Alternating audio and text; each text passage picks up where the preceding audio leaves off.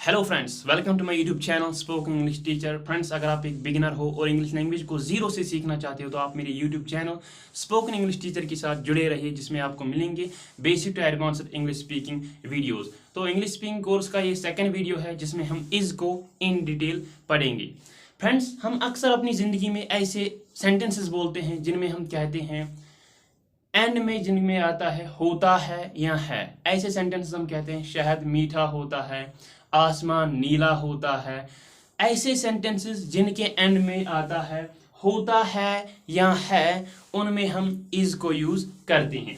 Friends, is को भी हम प्रेजेंट में यूज करते हैं और यहाँ पर हम इज के वो सेंटेंसेस पढ़ने जा रहे हैं जिनमें हम नो एक्शन की बात करते हैं, यानी कि इसमें हम किसी काम को नहीं दिखाते।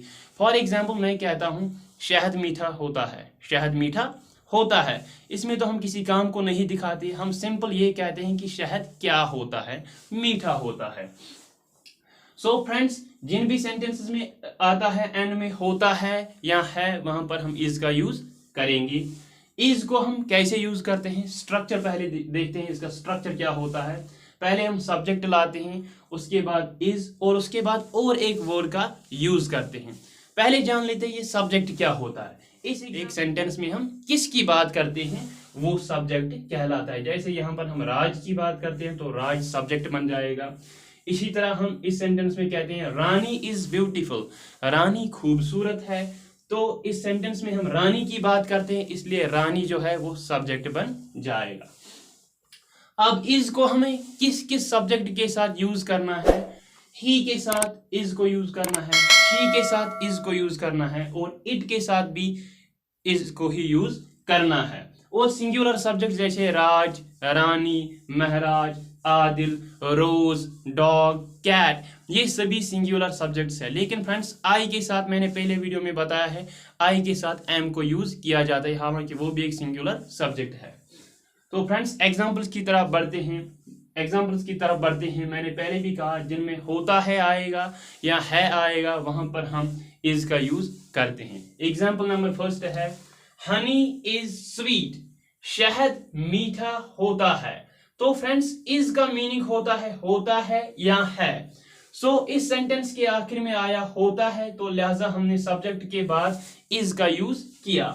हनी इज स्वीट, इसका मीनिंग होता है शहद मीठा होता है, इसका मीनिंग होता है। Okay, example number second, sky is blue, आसमान नीला होता है। इसका मीनिंग क्या होता है, इसलिए इसका मीनिंग क्या बन जाएगा, स्काई इज ब्लू, आसमान नीला होता है। थर्ड एग्जांपल की तरफ बढ़ते हैं, रोज इज रेड, गुलाब लाल होता है, गुलाब लाल होता है। तो इन तीन एग्जाम्पल्स में हमने जाना इज का मीनिंग होता है। तो जिन एग्जाम्पल्स में आपको होता है या है दिखाई दे, वहां पर आपको सब्जेक्ट के बाद इज का यूज करना है। फोर्थ एग्जाम्पल है, अब वो दो एग्जाम्पल जानते हैं जिनके एंड में है आता है। जैसे राज इज रिच, राज अमीर है, यहां पर इज का मीनिंग क्या आया, है। इन एग्जाम्पल्स में हमने इज का मीनिंग जाना था होता है, लेकिन यहां पर राज इज रिच, इस एग्जाम्पल में हमने क्या जाना, इज का मीनिंग होता है। राज इज रिच, राज अमीर है। Fifth example, Rani is beautiful, Rani खूबसूरत है, यहां पर भी इज का मीनिंग है, इसलिए इसका मीनिंग बन जाएगा रानी खूबसूरत है। तो फ्रेंड्स, अब हम इसका नेगेटिव सेंटेंस पढ़ते हैं। नेगेटिव में आपको क्या करना है, खाली इज के बाद नॉट डालना है, तो इसका नेगेटिव बन जाएगा। जिस किसी सेंटेंस के एंड में आपको नहीं है देखने को मिले या नहीं होता है, जिस सेंटेंस के एंड में नहीं है आएगा या नहीं होता है आएगा, वहां पर आपको इज के बाद नॉट का यूज करना है। चलो एग्जाम्पल के जरिए सीखते हैं। First example, he is not good, वो अच्छा नहीं है। ही इज नॉट गुड, इसका मीनिंग क्या होता है, वो अच्छा नहीं है। इसके एंड में आया नहीं है, इसलिए हमने इज के बाद नॉट का यूज किया। Second example, she is not bad, वो बुरी नहीं है। इस एग्जाम्पल के एंड में भी आया नहीं है, इसलिए हमने इज के बाद नॉट का यूज किया। Third example, sky is not red, आसमान लाल नहीं होता है। इस एग्जाम्पल के एंड में हमने देखा नहीं होता है आया, इसीलिए हमने इज के बाद नॉट का यूज किया। रोज इज नॉट वाइट, गुलाब सफेद नहीं होता है, गुलाब सफेद नहीं होता है। इस एग्जाम्पल के एंड में भी आया नहीं होता है, तो ये इसका नेगेटिव फ्रेंड्स। अब हम पढ़ते हैं इसका इंटेरोगेटिव सेंटेंस। इंटेरोगेटिव सेंटेंस होता है वो सेंटेंस जिसमें हम किसी को कोई क्वेश्चन पूछते हैं, कोई सवाल पूछते हैं। अब इंटेरोगेटिव सेंटेंस में आपको कैसे पता चलेगा कि ये इंटेरोगेटिव है?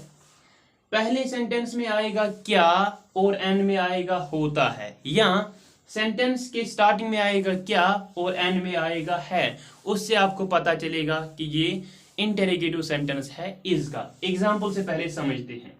इज ही फाइन, इसके एंड में पहले क्या आता है? क्या वो ठीक है। पहले आया क्या और एंड में आया है। और एक एग्जाम्पल से समझते हैं।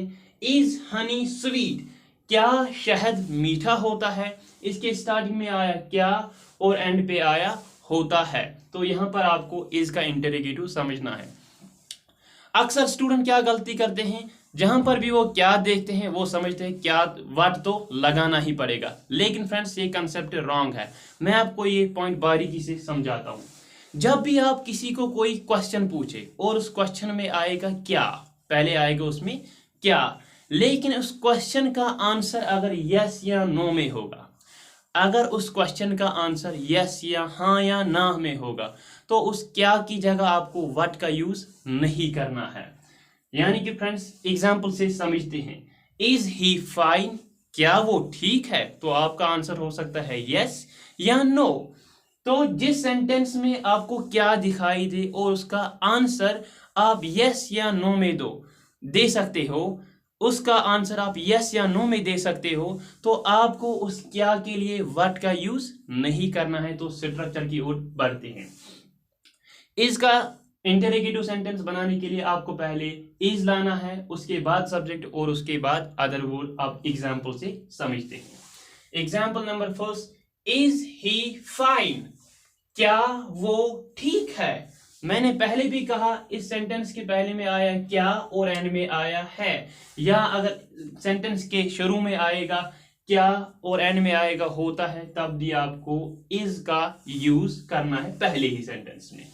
इज ही फाइन, क्या वो ठीक है। Is second example is she mad, क्या वो पागल है। इस सेंटेंस के स्टार्टिंग में आया क्या और एंड में आया है, इसलिए आपने इज का यूज किया। इज राज देयर, देयर का मीनिंग होता है वहां। इज राज देयर, क्या राज वहां है, क्या राज वहां है। यहां पर इज के ही ये मीनिंग बन जाते हैं क्या भी और है भी, क्या भी और होता है भी। ये दोनों जो मीनिंग है वो इज के रहते हैं यहां पर। Fourth example is Honey sweet, is Honey sweet, क्या शहद मीठा होता है, क्या शहद मीठा होता है। तो इस तरह से आपने जाना इंटेरोगेटिव सेंटेंस कैसे बनाते हैं। जिस सेंटेंस के शुरू में क्या आएगा और एंड में आएगा है या होता है, वहां पर आपको इज का यूज करना है। गाइज, आप मेरे YouTube चैनल के साथ जुड़े रहिए, इसमें आपको मैं 0 लेवल से इंग्लिश सिखाऊंगा। Thanks for watching, keep loving, keep sharing. Thank you very much everyone.